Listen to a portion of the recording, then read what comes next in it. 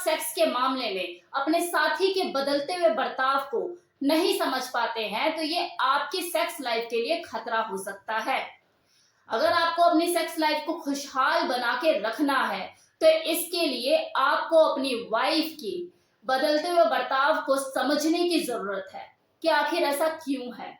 तो आज हम इसी के बारे में बात करेंगे कि कोई महिला सेक्स से बचने के लिए बहाने क्यों लगाती है।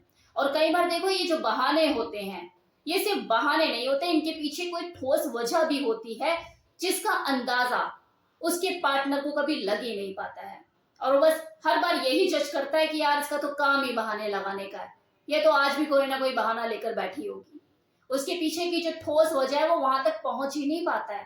तो उसका सबसे पहला बहाना जो हमेशा तैयार रहता है वो ये कि मेरा आज मूड नहीं है।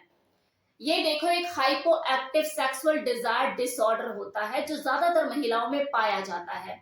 आपने खुद भी अपनी वाइफ के मुंह से कितनी बार ये बोलते हुए सुना होगा कि यार आज मेरा मूड नहीं है, आज नहीं करते, फिर कभी देख लेंगे, कल देख लेंगे, परसों देख लेंगे, ऐसे टालम टोल होती ही रहती है। ये एक तरह का विकार होता है जिसकी शुरुआती टाइम में, मतलब जो फर्स्ट स्टेज होती है उसकी, तो धीरे धीरे किसी भी महिला के अंदर दिलचस्पी सेक्स को लेके खत्म होनी शुरू हो जाती है। जैसे ही दूसरी स्टेज आना शुरू होती है तो उसकी यौन इच्छा बिल्कुल खत्म हो जाती है, होती ही नहीं है, उसका मन ही नहीं करता। और जब ये स्थिति आउट ऑफ कंट्रोल हो जाती है, बिल्कुल बिगड़ जाती है, तो वो सेक्स से बचना शुरू कर देती है, मुंह पे मना तक करना शुरू कर देती है कि नहीं करना। देखो, इस विकार के पीछे बहुत से रीजन हो सकते हैं, जैसे आपस में कलेश, झगड़ा ज्यादा रहना, मन मुटाव रहना, एक दूसरे को देख के ठंडा ना रहना, कंपैटिबल इशू भी हो सकता है, अनुकूल नहीं है वो एक दूसरे के प्रति, ये चीजें भी हो सकती हैं। अब इसका सोल्यूशन क्या है? इसके लिए एक आदमी को चाहिए वो धैर्य से काम ले, अपने बिगड़ते हुए हालातों को संभाले, जो भी कलेश मसला जो कुछ भी है बैठ कर समझदारी से उसका हल निकाले और जबरदस्ती ना करे सेक्स के मामले में, वरना हालात और ज्यादा बिगड़ सकते हैं, आपका रिश्ता खराब हो सकता है। दूसरा बहाना, मुझे थकान हो रही है। कोई औरत देखो, चाहे वो हाउसवाइफ हो या फिर वर्किंग वुमेन हो, उसके घर की जिम्मेदारियां हो या ऑफिस के मसले, शाम तक आते आते उसके पास एनर्जी छोड़ते ही नहीं है सेक्स को एंजॉय करने के लिए। तो देखो, ये एक्चुअल में कोई बहाना नहीं है। मैक्सिमम टाइम ऐसा होता है कि एक औरत सुबह से लेकर शाम तक अपने घर की जिम्मेदारियों को संभालते संभालते, खासकर बच्चों की जिम्मेदारियों को संभालते संभालते, उनके नखरे उठाते उठाते इतना थक चुकी होती है कि रात में बस उसे बहुत थकान होती है, वो एक्टिव हो ही नहीं पाती किसी चीज के लिए।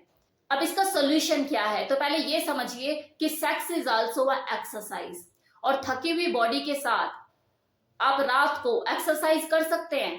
कर पाओगे? नहीं कर सकते।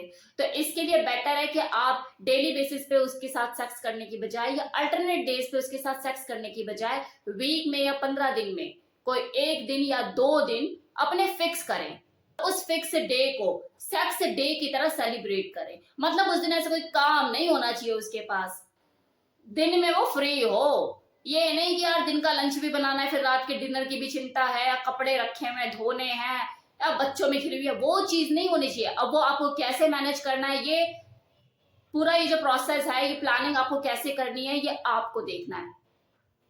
लेकिन इससे बेटर, इससे बढ़िया तरीका नहीं हो सकता।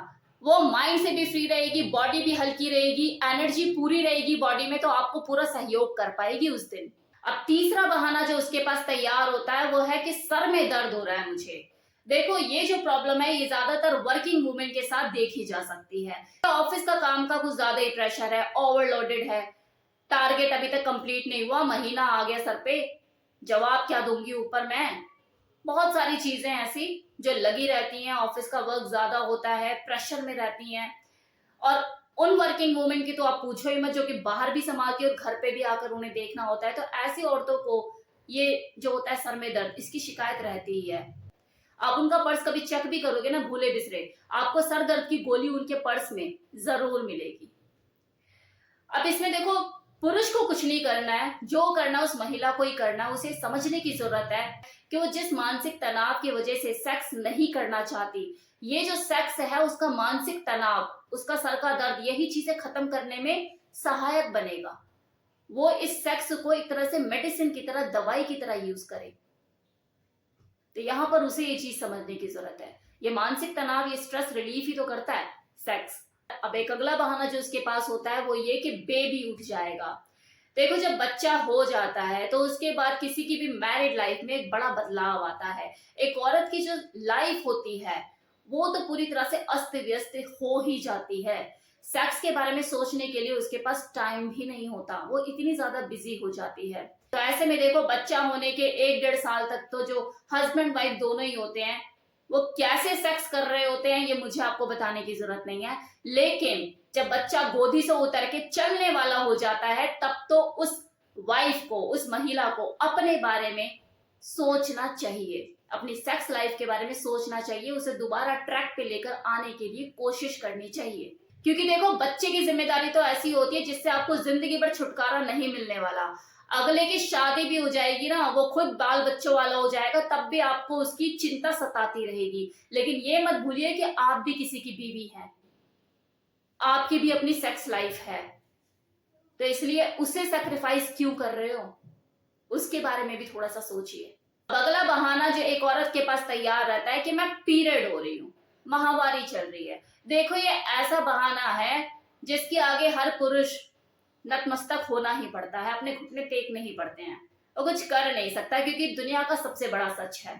तो जब किसी महिला के सारे बहाने धाराशायी हो जाते, खत्म हो जाते, तो उसके पास सिर्फ यही एक बहाना बचता है जिसको वो यूज करती है। सबसे घिसा हुआ बहाना है, लेकिन सबसे बेस्ट और काम का बहाना है।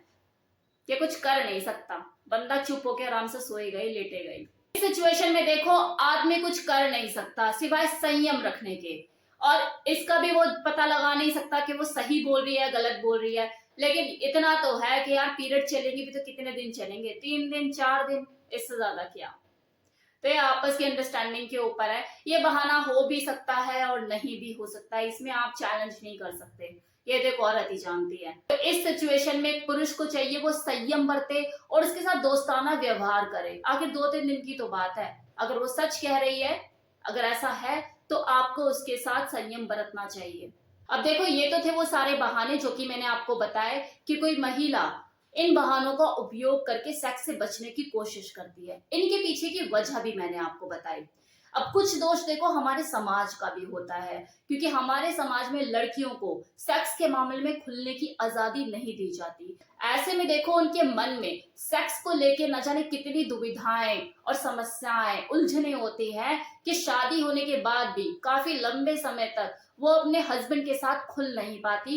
कितनी समस्याओं और उलझनों का वो सामना कर रही होती है, अंदर ही अंदर हिचकिचाहट होती है उसे, किससे पूछूं, कैसे करूं, क्या है, मतलब एक कश्मकश में वो होती है। इसके लिए देखो, सबसे जरूरी है कि किसी लड़की की शादी से पहले उसकी मैरिज काउंसलिंग कराई जाए, या फिर किताबों की मदद से उसके अंदर जो सवाल, जो समस्याएं, जी उलझनों से वो गुजर रही है, उसका निवारण करके उसे कंफर्टेबल किया जाए, ताकि शादी के बाद वो अपने हस्बैंड के साथ एक बेहतर सेक्स लाइफ एंजॉय कर सके। ये सबसे ज्यादा जरूरी है। तो मेरी तरफ से इस वीडियो में इतना ही। इसका मैं सेकंड पार्ट भी लेकर आऊंगी, जिसमें मैं कुछ पुरुष सेक्स से बचने के लिए क्या बहाने लगाते हैं और क्यों लगाते हैं और इसका सॉल्यूशन क्या है, इसके बारे में भी बताऊंगी। तो कैसा लगा वीडियो बताना मत भूलिएगा। Thank you so much.